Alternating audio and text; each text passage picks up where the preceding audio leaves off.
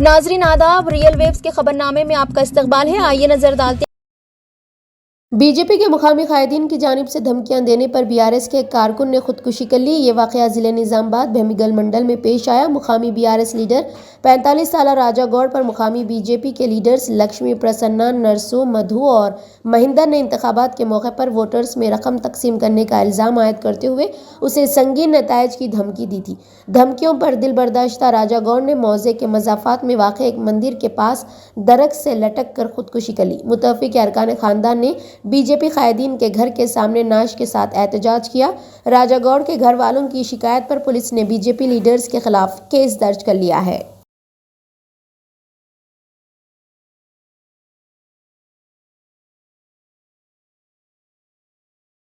Election commission نے تلنگانہ کے سرکاری ملازمین کو ڈی اے جاری کرنے کی اجازت دے دی ہے۔ ملازمتوں کو ادا شدنی ایک زیر التوا ڈی اے کو جاری کرنے کی الیکشن کمیشن نے منظوری دی ہے۔ الیکشن کمیشن نے کہا کہ ریاستی حکومت کی درخواست پر اجازت دی گئی ہے۔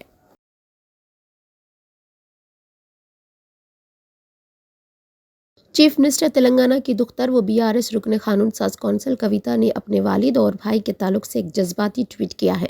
انہوں نے اس سلسلے میں 2 ویڈیو پوسٹ کیے۔ ایک ویڈیو میں انہوں نے کہا کہ میرے دل میں میرے والد کے لیے ہیرو کی طرح فیلنگ ہے۔ کسی بھی شخص کے لیے اس کی زندگی میں ایک ہی ہیرو ہوتا ہے اور میرے والد میرے ہیرو ہیں۔ ایک اور ویڈیو ان کے بھائی اور بی آر ایس کے کارگزار صدر تارک راما راؤ ہے، جس میں دیکھا جا سکتا ہے کہ ایک لڑکا کے ٹی آر کی تصویر کو چوم رہا ہے۔ اس کے نیچے کویتا نے کیپشن لکھا، بے شمار محبتیں۔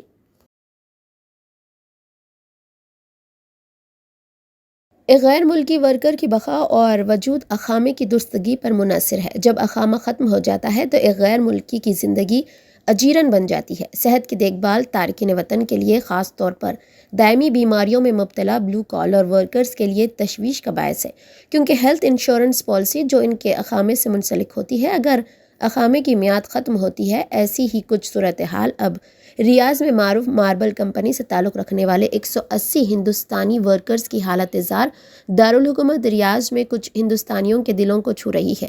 پریشان، محنت کش صحت کی دیکھ بھال کو بھول کر ہر دن بغیر خوراک کے مشکلات میں گزر رہے ہیں۔ Telugu N R I community organisation, سعودی عرب تیلگو ایسوسی ایشن نے ان سے رابطہ کیا ہے۔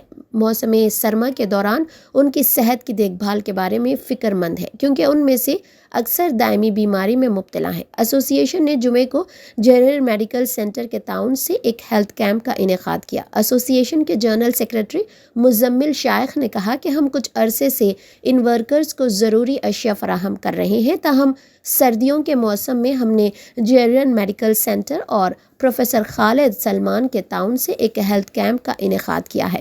پروفیسر خالد سلمان نے کہا کہ ذیابیطس کے مریض فلو جیسے سادہ وائرس سے خون اور شوگر کی سطح کے بڑھنے اور گرنے کا خطرہ رکھتے ہیں۔ پروفیسر خالد سلمان ریاض میں سرگرم سماجی کارکنوں میں سے ایک ہے، جو ریاست اور ذات پات مسلک سے قطع نظر ضرورت مند غریب ہندوستانی کارکنوں کی مدد کرنے میں سب سے آگے ہیں۔ پروفیسر خالد نے زور دے کر کہا کہ صحت کی دیکھ بھال کے بارے میں بہت سے غریب کارکنوں میں سستی اکثر صحت کے سنگین اور پیچیدہ مسائل کا باعث بنتی ہے۔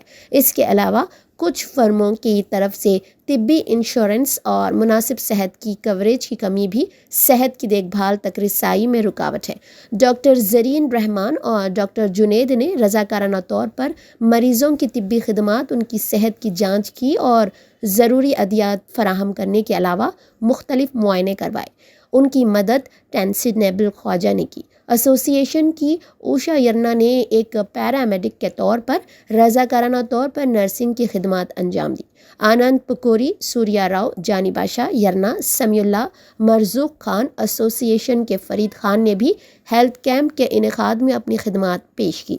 ان کے آجر نے ورکرز کو ملازمت سے نکال دیا اور تنخواہوں سے محروم کر دیا، جس پر وہ اپنے بقایا جات اور وطن واپسی کا مطالبہ کرتے ہوئے عدالت میں مقدمہ دائر کیا۔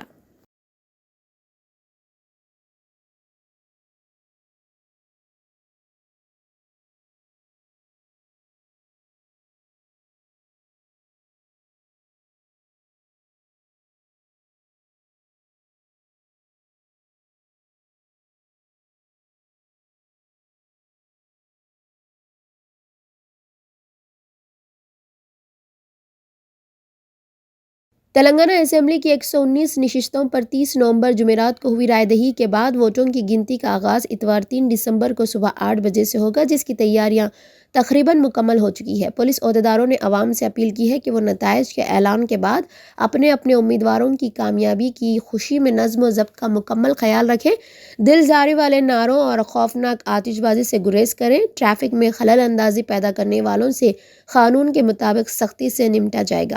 سڑکوں اور مختلف مقامات پر CCTV کیمرے نصب ہے، جس سے شرپسندی کرنے والوں کی نشاندہی اور بھی آسان ہو جاتی ہے۔ نوجوانوں کو چاہیے کہ وہ کسی بھی جماعت کے قائدین اور کارکنوں کے بہکاوے میں نہ آئیں۔